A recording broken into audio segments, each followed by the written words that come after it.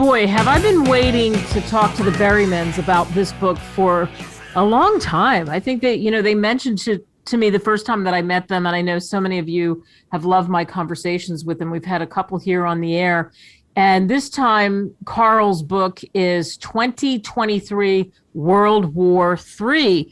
And so many people speculate, talk about that, etc. And we're really fascinated and maybe horrified or worried at the same time about the potential of a World War III. So once again, Carl Berryman and Barb, they're both with us. So again, it's our pleasure to have them on. Hello to both of you.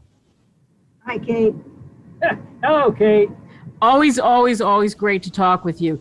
So, Carl, last time we mentioned we were going to have this conversation about 2023 World War III.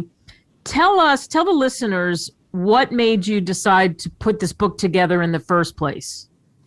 Well, there are several factors, Kate. One, I retired. I did not want anything to do anymore with veterinary medicine or the Army. And so out of boredom, I started writing. Out of boredom, he decides to write about World War III. Wow. And what a book it is. I mean, it's 39 chapters. I have it on my Kindle. As I said, when I'm running around doing errands and stuff, and in between them, I'm reading it. And then I get so, I get stuck somewhere because I want to sit in the parking lot at the grocery store so I can read a little bit more, or at the post office. And I mean, it is fascinating. What do you think it is about that? And you, as you said, retired from the Army. There is something about the potential for war and war that we know from the past that makes us want to have conversation about it, right? Right. It's quite possible. It seems to be built into our genes. And what is the premise? Tell everybody listening, what is the premise of the book? Tell us about, you have so many characters, but of course you have some lead characters. Tell us about the book and a little bit about what happens in it. Well, I reread the book last week, and I made about a page of notes. I can go through the notes if you like. Yeah, let's hear this is the cliff notes of the book. Tell us a couple of the cliff notes. I love it.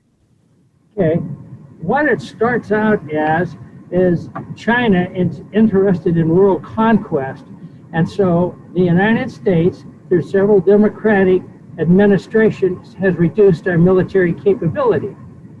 The Chinese, there you go, dear, start fomenting problems along our southern border to tie down some of our forces. They, how should I say it, employ a lot of Mexican revolutionaries who builds a small army and starts raiding along our southern border as a distraction. Then they make a deal with North Korea, and then they start fomenting a war between India and Pakistan as part of their invasion plans.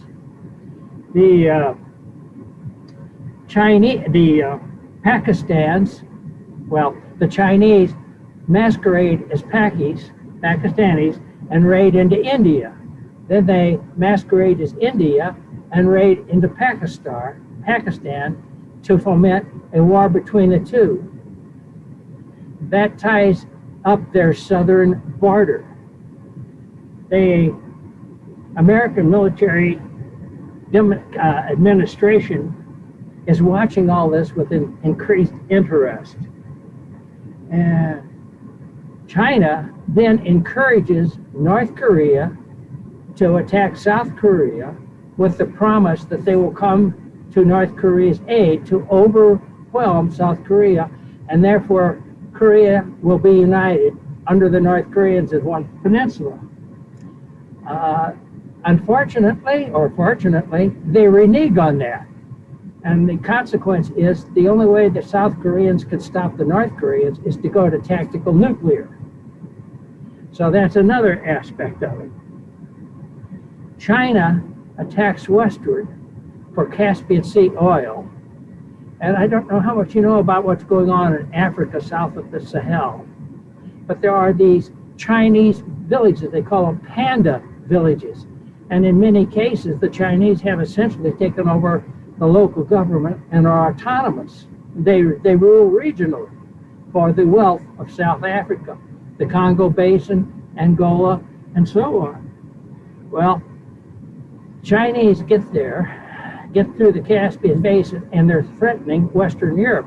In today's world, look at the road they are building, the Silk Road, to go all the way to the Mediterranean. Today, brought up today. Wow. So the U.S. and Western Europe say, we can't allow you to take Western Europe. And so the United States and Western Europe agree, China, this is it. If you go any farther, we're going to have nuclear World War III. We cannot allow you to take Western Europe. And that's the premise of the book. And, it's so interesting because you see, as you said, Carl, what's happening in the world today. And I'm glad, in your book, you're right. And you talk about the panda villages. There is so much that people don't realize about China, right? Right. Their military prowess, should I say, is very concerning to me.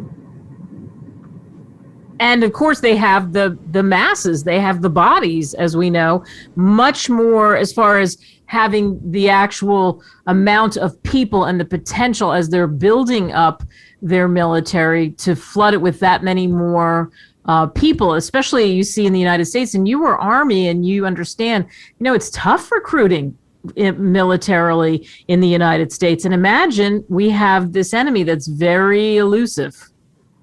Kate, you're absolutely right. In some articles I have read in political journals, the Chinese have a massive reserve army of 200 million personnel, while their active duty army is about 3.5 million. Wow. That's just incredible. What do you hope people take away from reading 2023 World War III? Become politically aware. Look at the possibilities. Look at what will happen. As in the book, the Democratic administrations cut the military budget, continually reduce DOD because they want the money for social welfare programs. We cannot allow that to happen. And we have to strengthen ourselves and tell our allies, get their act together. You cannot depend upon us to come to your aid when we're under fire ourselves. Yeah, because what's the fear, of course, if we don't do something, what happens when we get caught being under reserved and not having enough active military and not really being on top of what's going on, especially you mentioned it's so key, Carl, is our relationships with our allies and how much they're relying on our backs when our back is breaking. Did you remember Angela Merkel a couple of years ago telling President Trump that they would not be able to pay their share of the military anticipated budget until at least the year 2030? And if you will recall, in the Gulf War, the first Gulf War, we called up the reserves and they didn't even know how to throw a hand grenade. Wow. Can you imagine? Yeah. Very, very scary. Was it the kind of book for you in writing it because you do all this research and you know what's happening?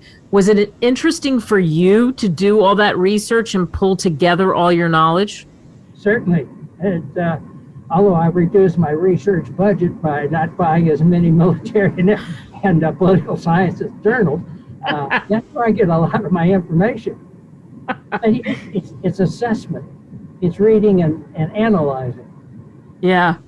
And that's it, right? It's that it takes people some, they have to have the wherewithal and to want to understand what's going on. And I think that's what your book's about. It's enlightening and it's interesting. It's interesting to read it, but to also be aware of what's really happening and what the possibilities are. You're absolutely right, Kay. People do not realize the potential of what can happen. I see us looking. Too much of our society is more interested in social welfare benefits, should I say, than world affairs. Yeah, and there's that inherent danger of not looking, not paying attention. Well, as I said, I have it on Kindle. You can get it easily.